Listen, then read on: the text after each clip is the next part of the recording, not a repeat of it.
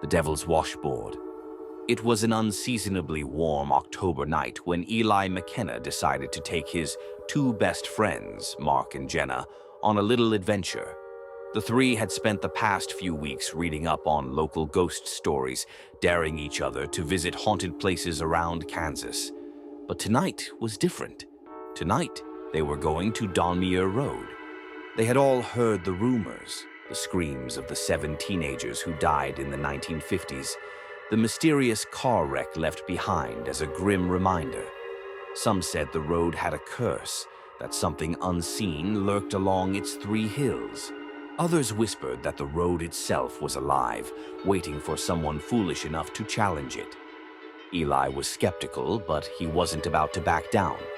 "Look, it's just a road," he said, pulling onto the gravel path. The moon was high, casting pale light across the hills ahead. Nothing ghostly about it. Jenna shifted uneasily in the passenger seat. That's what those kids probably thought too. Mark leaned forward from the back seat, grinning. "Maybe we should try it." Eli raised an eyebrow. "Try what?" "The challenge." Jenna turned sharply. "Absolutely not." "Oh, come on," Mark teased. "The legend says they were flying over the hills when they crashed. We don't have to go crazy, just a little speed, a little thrill. That's what we came for, right?" Eli hesitated. The idea was ridiculous, but the challenge hung in the air. He tapped the steering wheel, glancing at Jenna, then at the open road ahead. "What do you say?" Mark pressed. Jenna sighed, arms crossed. "You're both idiots." That was as close to permission as they were going to get. Eli inhaled sharply, then pressed down on the gas. The tires kicked up a cloud of dust, and the old car rumbled over the uneven gravel. The first hill came fast, and as they crested it, Jenna let out an involuntary yelp. The second hill. The car lifted slightly as they flew over it, weightless for a split second before landing hard. Laughter filled the car until they saw the third hill. The headlights stretched over the crest, illuminating something, a figure standing at the top. Eli's stomach dropped. He slammed the brakes, but the car kept rolling, picking up speed. The gravel beneath them shifted as though it had a mind of its own. The figure didn't move. It stood there, a shadow against the moonlight, watching. What is that?" Jenna gasped. Then, just as they reached the peak, the figure disappeared. For a split second, everything went still. No wind, no sound, just the oppressive silence of an empty road. Then the car lurched. Eli's hands fought the wheel as the vehicle swerved violently to the left, tires screeching. The road no longer felt solid beneath them. It felt like something was pulling them down. They were crashing. The world flipped. Metal crunched. Glass shattered. Then, blackness. The aftermath. Eli woke first, his head pounding. The car was sideways in a ditch, its frame twisted, the windshield a spiderweb of fractures. The air smelled like burnt rubber and dust. "Mark," Eli rasped.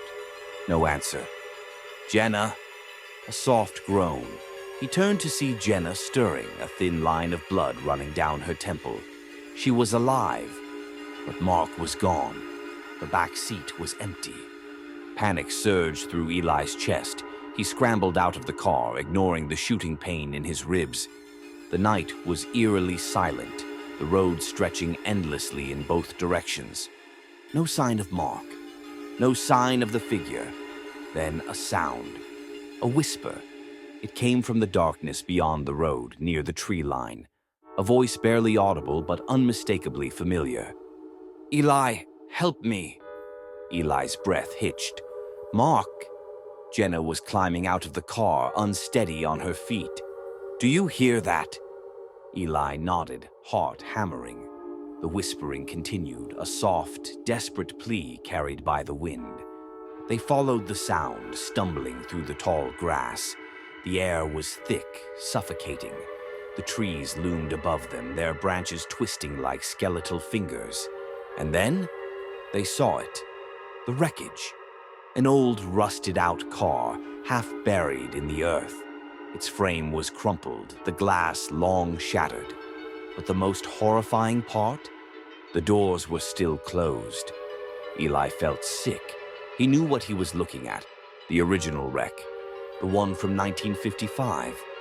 The one where 7 teenagers died. Jenna whimpered beside him. "We need to leave." But Eli barely heard her because the whispering had grown louder.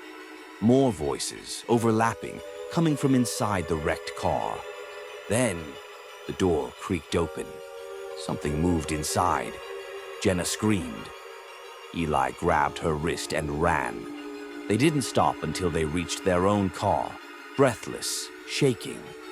Mark was still missing, but as they turned the key in the ignition, the radio flickered to life. Static. Then, Mark's voice. "Guys, I see them. I see the 7. And then, silence. The car wouldn't start. The road behind them stretched into darkness, and somewhere beyond the 3rd hill, the whispering began again, calling for them, waiting.